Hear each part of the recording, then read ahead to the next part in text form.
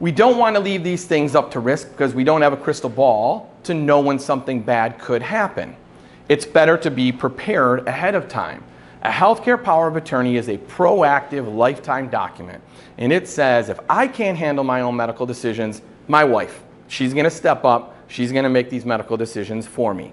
If my wife can't make the medical decisions because she's parked next to me in the hospital, my sister could. And if not, my sister or my mom, whatever that, whatever that order is, it's typically loved ones and friends who are going to do this for you.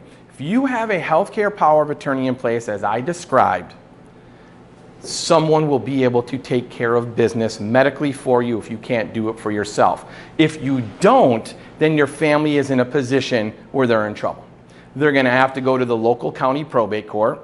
So if you live in Oakland County, we're going to have to go to Oakland County Probate Court, and we're going to have to get a guardianship put in place in order to make medical decisions for our loved one, okay? We don't want to have to go through guardianships. I do a lot of probate work, and unfortunately, my clients who are not happy are my probate clients. Why?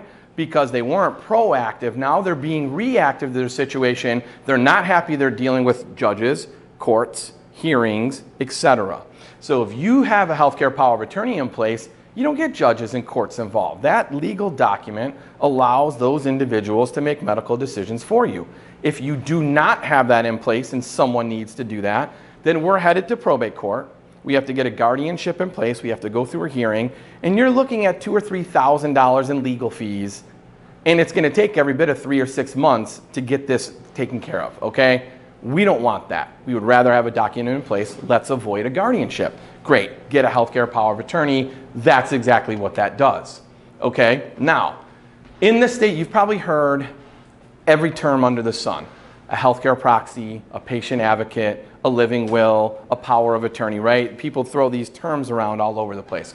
But here's what I will tell you. In the state of Michigan, living wills do not exist. Okay, we've all heard of the term living will. Michigan does not have living wills. What we have is a healthcare power of attorney that appoints a patient advocate. Living wills are very, very, very prescriptive. There are these 14-page documents that say, if I'm breathing but this isn't happening, do this. And it goes through this long list of different scenarios. You know who doesn't like those? Doctors. Emergency room doctors, ICU doctors. They don't want to have to look at someone and say, what do we do here? Well, let me refer to the living will, page 7, right? They just want to look at someone and say, you tell me what to do. You are the patient advocate. You have the legal authority on life decisions, death decisions, and everything in between. Okay, so living wills we don't have. Healthcare powers of attorney is what we have in the state of Michigan. And that's, again, where you designate an agent or a power of attorney, whatever you want to refer to them as. You designate someone to act on your behalf to make medical decisions. This doesn't take away your ability to make your own medical decisions. I want to be clear about that. Sometimes people will say, well, now that I've got this document in place, does that mean I don't make my... Of course, you always make your own medical decisions.